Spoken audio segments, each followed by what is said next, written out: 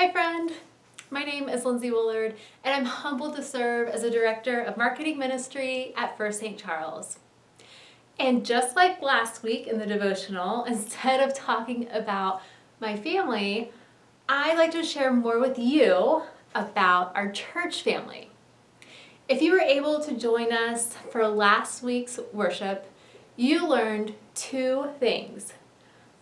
The first is that our Easter offering this year is going to volunteers in medicine.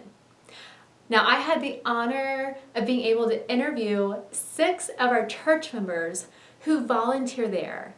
And I have to tell you, I left the interview feeling energized and very excited about this incredible ministry in our community. But instead of hearing me talk about volunteers in medicine, let's hear from church members and volunteers at the clinic, Anita, Hockett, and Phyllis, Hymes. Well, welcome. I'm Anita Hockett. I'm the clinical director at Volunteers in Medicine.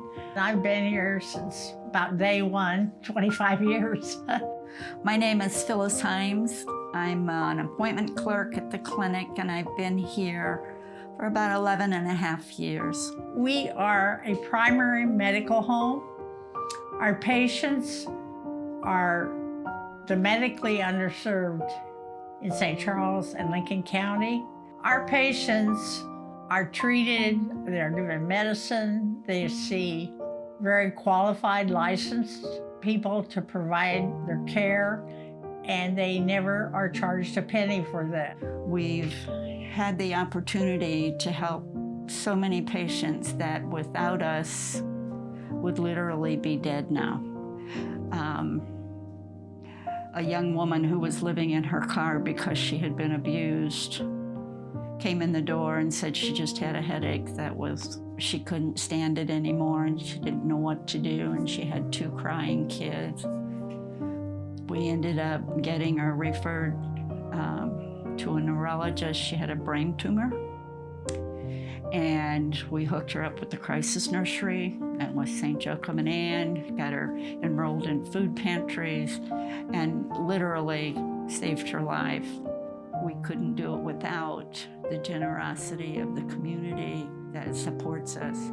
People in the community have been so willing to support us.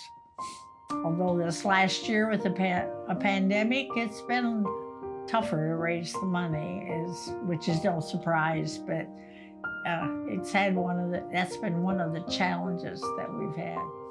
Our funds can go directly for patient care, and at the present time, every dollar that's donated does provide $20 or more in health care services.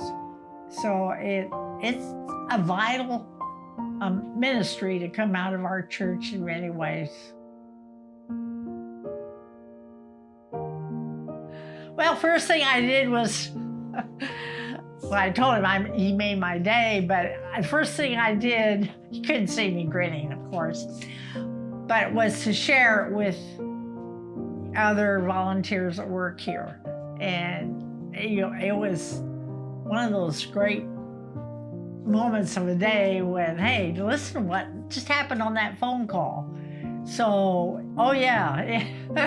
And then to share it with the other volunteers who are from our church family, that means a lot, because your church family is supporting you. Friend, your gift to our Easter offering will truly make a difference and save lives right here in our community. Thank you for those of you who are able to give financially. And if you can't give financially at this time, you could always spend some time volunteering at Volunteers in Medicine or praying for the patients at the clinic and for the volunteers. Now, at the beginning of this devotional, I mentioned that there were 2 things that we learned in Sunday's worship. The first was more about volunteers in medicine, and the second is the great Hebrew confession called the Shema. Now, I have to admit, I did not know about the Shema, or at least did not know very much about the Shema before I learned more from Pastor Kate and from Pastor Bart. So you may be in the same boat as me. So I'd like to share with you this great video interview that Pastor Kate did with a young rabbi.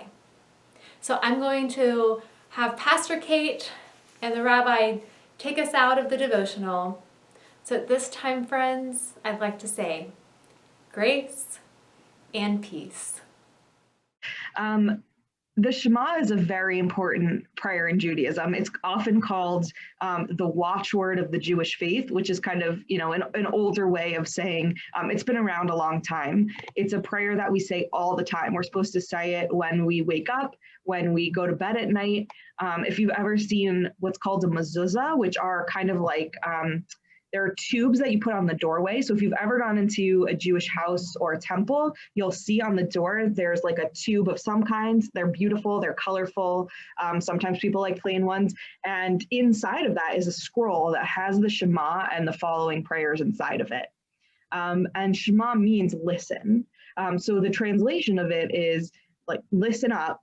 Hear us, Israel, Adonai, which is our word for God. Adonai is our God, and Adonai is one. And that's it. If you have to distill it down, we are all one people. And to me, that's an inspirational message constantly to get along with, my fellow denominations, because maybe we observe differently. But at the end of the day, we're supposed to be listening, which is exactly what you all are doing too by listening to this interview. Just listen to each other and know that our God is ours and our God is special, and we can form a community around that. So those are the words, and that you're supposed to be mindful of them all the time, which is why they're on our doorposts and why we're supposed to say them at night and in the morning, because it's that important. Thank you. And will you say it for us in Hebrew then? Sure. So the words are Shema Yisrael Adonai Eloheinu Adonai Echad, Baruch Shem Kevod Malchuto Leolam Vaed. So that first half was what I just said. Listen, Israel, Adonai is our God, Adonai is one. And then the second half, Baruch Shem Kevod Malchuto Leolam Vaed, that's an affirmation of that. Blessed is God's holy name now and forever. So that's really the second half of the main part, but it's just our way of adding in our voices. And just fun fact about the Shema, when we pray it during services, there's a tradition to close your eyes. And I love that. And of course, there's a million reasons why, just like everything in Judaism, there's a lot of opinions. But for me, it helps me be aware of my other senses. So if I close my eyes, I can truly listen to what's around me. And I can have a moment to pray, especially as a service leader. Having a few seconds to close my eyes is lovely. But I can think about, where I am in that moment. And it helps us to listen to one another and to ourselves. So it's a really important prayer. I'm glad it was brought up on your end as well during your worship.